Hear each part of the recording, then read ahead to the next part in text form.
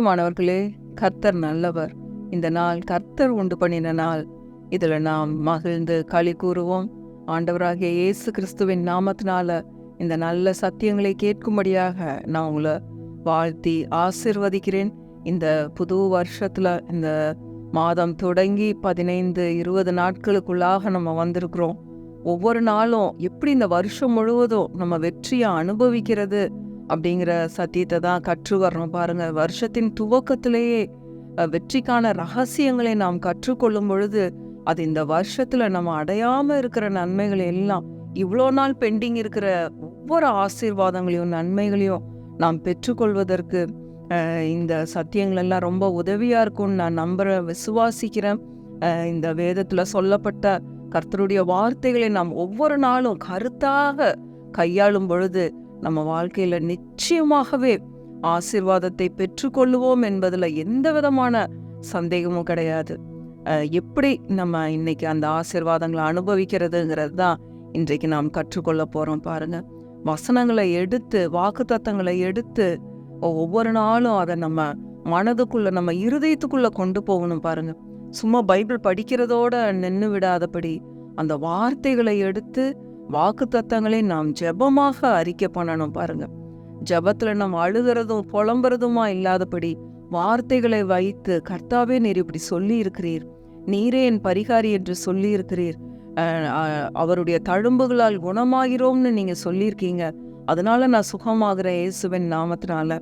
இப்படியாக நம்ம கர்த்தருடைய வார்த்தைகளை ஒவ்வொரு நாளும் முணுமுணுத்து கொண்டே இருக்கும் பொழுது, தியானிக்கும் பொழுது நிச்சயமாகவே நாம் சுகத்தை பெற்றுக்கொள்வோம் என்பதுல எந்த ஒரு சந்தேகமும் கிடையாது. பாருங்க, அதை தான் இன்னைக்கு நம்ம பார்க்க போறோம். எப்பொழுதுமே நம்மளுக்கு வேதத்துல கீவேர்டு யோசுவா 1:8. பாருங்க, யோசுவாக்கு கர்த்தர் சொன்னாரு, மோசே மரித்து போயிட்டான், யோசுவா நீ இந்த கர்த்தருடைய வார்த்தைகளை எடுத்து எப்படி வாயில நீ அறிக்கை பண்ணணும், எப்படி தியானிக்கணும், இரவும் பகலும் இதை தியானித்து கொண்டிருக்கணும் அப்படின்னு சொல்லி யோசுவாக்கு கற்றுக் கொடுக்குறாரு. அப்ப நீ உன்னுடைய வாழ்க்கையில புத்திமானாய் நடந்து கொள்ளுவாய், உன்னுடைய வழி வாய்க்கும் அப்படின்னு சொல்லி சீக்ரெட்டை சொல்லி கொடுக்குறாரு. பாருங்க, இன்றைக்கு உங்களுடைய வாழ்க்கைக்கும் சீக்ரெட் என்ன, வெற்றியின் ரகசியம் என்னன்னா இதுதான் சீக்ரெட். பாருங்க, யோசுவா 1:8 எப்பவுமே ரொம்ப தெரிஞ்ச வசனம்னு நம்ம அதை லைட்டா எடுத்துக்க கூடாது. அந்த வசனத்துல இன்னும் கொஞ்சம் அதிகமா நம்ம கவனம் செலுத்தி படிக்கணும். பாருங்க, இந்த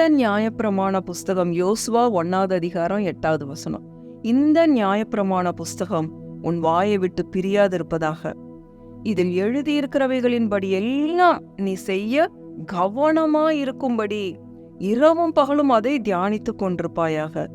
அப்பொழுது நீ உன் வழியை வாய்க்க பண்ணுவாய், அப்பொழுது புத்திமானாயும் நடந்து கொள்வாய். அப்ப இந்த கர்த்தருடைய வார்த்தைகள் வாயை விட்டு பிரியவே கூடாது. அப்ப இரவுல நம்ம படுத்திருக்கும் போதும் என்ன பண்ணணும், இந்த வார்த்தைகள் நம்மளுடைய வாயில இருந்து கொண்டே இருக்கணும். இந்த வார்த்தைகள் நம்மளுடைய தியானமா இருக்கணும்.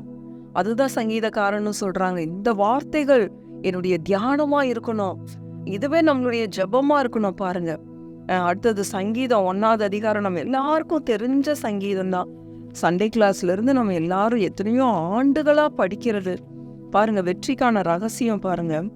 சங்கீதம் 1:1 முதல் 3 வசனத்தை வாசிக்கிறேன். துன்மார்க்கருடைய ஆலோசனையில் நடவாமலும், பாவிகளுடைய வழியில் நில்லாமலும், பரியாசக்காரர் உட்காரும் இடத்தில் உட்காராமலும். இந்த மாதிரி காரியமெல்லாம் நீங்க செய்யக்கூடாது. டோன்ட்ஸ் ஃபர்ஸ்ட் வசனம். அடுத்தது 2வது பாருங்க, கர்த்தருடைய வேதத்தில் பிரியமாயிருந்து இரவும் பகலும் அவருடைய வேதத்தில் தியானமாயிருக்கிற மனுஷன் பாக்கியவான். இரவும் பகலும் என்ன பண்ணணுமோ அவருடைய வேதத்துல நம்ம தியானமாயிருக்கிற மனுஷன் பாக்கியவான். அவன் எப்படி இருப்பானா, அவன் நீர்க்கால்களின் ஓரமாய் நடப்பட்டு தன் காலத்தில் தன் கனியை தந்து, கண்டிப்பா தன் கனியை கொடுப்பான். அவனுடைய மரம் எப்படி இருக்குமா, இலை உதிராதிருக்கிற மரத்தை போல் இருப்பான். அவன் செய்வதெல்லாம் வாய்க்கும். பாருங்க, இன்னைக்கு அநேகர் நம்ம சொல்றதை கேட்கிறோம். இந்த சத்தியங்கள்ல நம்ம முதவே படிச்சிருக்கிறோம், இந்த வசனங்களை முதவே படிச்சிருக்கிறோம். இன்றைக்கு வருஷ தொடக்கத்துல திரும்பவுமா எல்லாம் நம்ம ஒரு ரீகேப் பண்றோம்.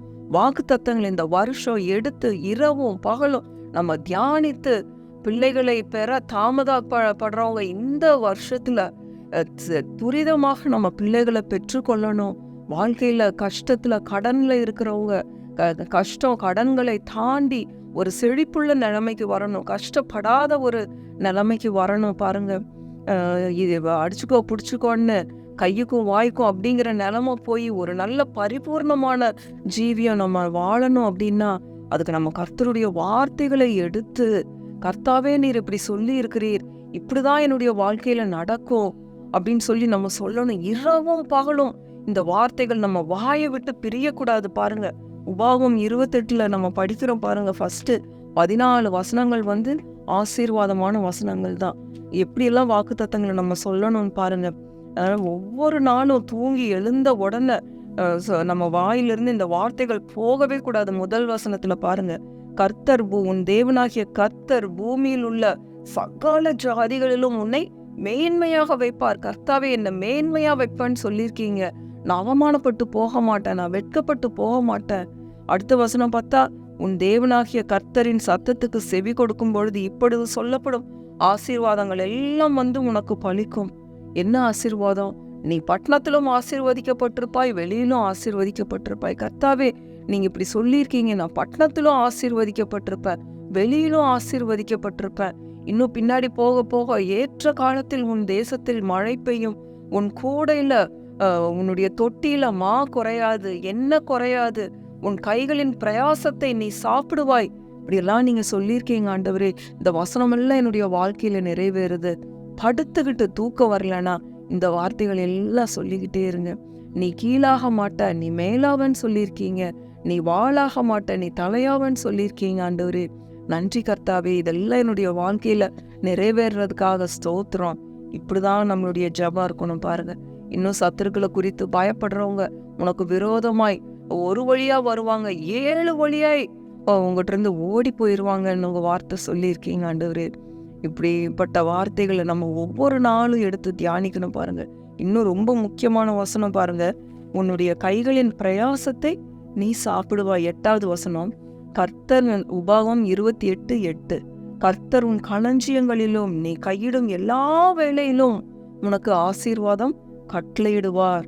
உன் தேவனாகிய கர்த்தர் உனக்கு கொடுக்கும் தேசத்திலே உன்னை ஆசீர்வதிப்பார். நம்ம இருக்கிற இடத்துல ஆசீர்வாதமா இருப்போம், நம்ம மொட்டை மரமா இருக்க மாட்டோம். கர்த்தருடைய ஆசீர்வாதம் நம்ம மேல வந்திருக்கு. இப்படிப்பட்ட வார்த்தைகள் எல்லாம் நம்ம ஒவ்வொரு நாளும் சொல்லணும். 12வது வசனம் பாருங்க, கர்த்தர் உனக்கு தமது நல்ல பொக்கிஷசாலை ஆகிய வானத்தை திறப்பார், நீ அநேகம் ஜாதிகளுக்கு கடன் கொடுப்பாய், நீயோ கடன் வாங்காதிருப்பாய்ன்னு சொல்லியிருக்கீங்க ஆண்டவரே. இப்படிப்பட்ட வார்த்தைகள் எல்லாம் இந்த வருஷத்துல என்னுடைய வாழ்க்கையில நிறைவேறணும். என் கடன்கள் ஒன்றுமில்லாமல் போகணும். கடன்காரங்க என்னை தொந்தரவு படுத்துறாங்க ஆண்டவரே. இந்த வருஷத்துல இப்படிப்பட்ட நிலைமை எல்லாம் மாறுது இயேசுவின் நாமத்தினால. இப்படி ஒவ்வொரு நாளும் சொல்லி பாருங்க, உங்களுடைய ஜீவியம் எப்படி மாறுதுன்னு பாருங்க. நீங்க அநேகம் ஜாதிகளுக்கு கடன் கொடுப்பீங்க, உங்க பேங்க் அக்கௌண்ட்ல பணம் சேரும் பிரியமானவர்களே. ஏன்னா கர்த்தர் உங்கள் கைகளின் பிரயாசங்களை ஆசீர்வதிக்கும் பொழுது உங்களுக்கு சேர வேண்டிய பணம் சேரும். நீங்க மொட்டை மரமா இருக்க மாட்டீங்க, இலை உதிராதிருக்கிற மரத்தை போல இருப்பீங்க. ஏன்னா இரவும் பகலும் உங்க வாயில இருக்கிற வார்த்தைகளானது உங்களுக்கு நிச்சயமாகவே ஆசீர்வாதத்தை கொண்டு வரும். இந்த மந்த்லி இஎம்ஐ எல்லாம் நான் எப்படி கட்டி முடிப்பேன் ஆண்டவரின் கவலையில தவித்து கொண்டிருக்கீங்களா? கர்த்தர் உங்களுக்கு புதிதான விதத்துல இந்த வருஷத்துல புதிய ஆசீர்வாதங்களை கொண்டு வருவாரு. அவருடைய வார்த்தைகள் மட்டும் உங்க வாயில பிரியாம இருக்கட்டும். இரவும் பகலும் இந்த வார்த்தைகள் எல்லாம் தியானம் பண்ணுங்க, நிச்சயமாகவே நீங்க ஆசீர்வதிக்கப்படுவீங்க. உங்களுடைய கைகளின் பிரயாசத்தை நீங்க சாப்பிடுவீங்க. பிரியமானவர்களே, இந்த வருஷம் ஒரு அற்புதமான ஆண்டா இருக்கும்படியாக இயேசு கிறிஸ்துவின் நாமத்தினால நான் உங்க ஒவ்வொருத்தரையும் வாழ்த்தி ஆசீர்வதிக்கிறேன். எல்லா மகிமை புகழும் நாம் கர்த்தருக்கே செலுத்துவோம், அவருடைய வார்த்தைக்கு செலுத்துவோம், அவரையே இந்த வருஷத்துல உயர்த்துவோம். கர்த்தர் நல்லவர், அவரை துதியுங்கள், அவர் கிருபை என்றும் உள்ளது. ஆமென், ஆமென், ஆமென்.